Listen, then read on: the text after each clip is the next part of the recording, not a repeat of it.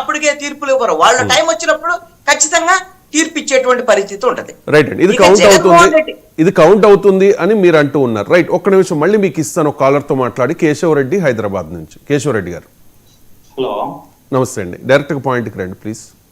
నమస్కారం వర్మ గారు. నా పేరు రవిశంకర్ అండి, ప్లీజ్ చెప్పండి. సారీ రవిశంకర్ గారు, నమస్కారం సార్.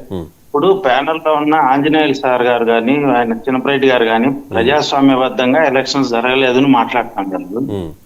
ప్రజాస్వామ్యబద్ధంగా ఎలక్షన్స్ జరిగినాయి కాబట్టి ఈ రోజు పులివెందుల్లో ఓటింగ్ చేసినారు సార్. ప్రజాస్వామ్యబద్ధంగా ఎలక్షన్స్ జరిగినాయి. ఈ రోజు వరకు ఓటైన వాళ్ళు 30 సంవత్సరాల నుంచి ఓటైన వాళ్ళు ఈ రోజు ఓటేశారండి. అక్కడ కాళ్ళు పట్టుకున్న వాళ్ళందరూ కూడా తెలుగుదేశం వాళ్ళు ప్రాధాయపడి ఉంటారు, మమ్మల్ని ఓటుకు బానండి, మమ్మల్ని ఓటు వేయనండి అని చెప్పి. వాళ్ళు వైఎస్ఆర్సీపీ వాళ్ళని వీళ్ళు ఎందుకు క్లెయిమ్ చేసుకుంటున్నారు?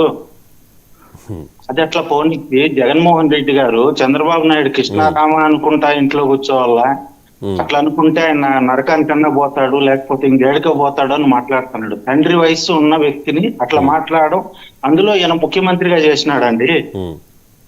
నేను మీరు కాదు సార్ మాట్లాడుతుండేది, ముఖ్యమంత్రిగా చేసినాడు. ఆయనకి ఎంత బాధ్యత ఉందో రాష్ట్రంలో ఉండే ప్రతి ఒక్కరికి ఈయన కూడా అంతే బాధ్యతగా వ్యవహరించాలి సార్. అంత పెద్ద మనిషి వచ్చి వాళ్ళు టీవీ ముందర కూర్చొని ఆయన ఛానల్లో ఆయన ఇష్టం వచ్చినట్టు అంత ఫ్రస్ట్రేషన్ లో మాట్లాడాల్సిన అవసరం లేదు. యాక్చువల్ గా ఆడ ప్రజాస్వామ్యబద్ధంగా ఎలక్షన్ జరిగింది, దాన్ని వీళ్ళు డైజెస్ట్ చేసుకోలేకపోతున్నారు సార్. రైట్ అండి, మీరు హైదరాబాద్ లో ఉంటారా, ఆ ప్రాంత వాసులా?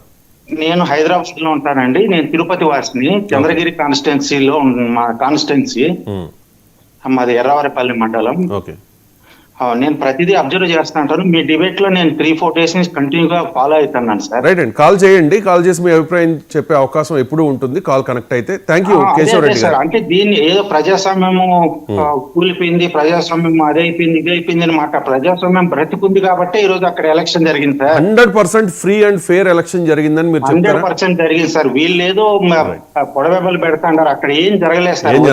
జరిగింది ఎలక్షన్ జరిగింది అంతే, ఎలక్షన్ జరిగింది. ఓకే, రైట్ రైట్, మీ అభిప్రాయాన్ని నేను కన్సిడర్ చేస్తాను. థ్యాంక్ యూ అండి కేశవరెడ్డి గారు. రైట్, కృష్ణాంజనేయులు గారు మీరు కంటిన్యూ చేయండి.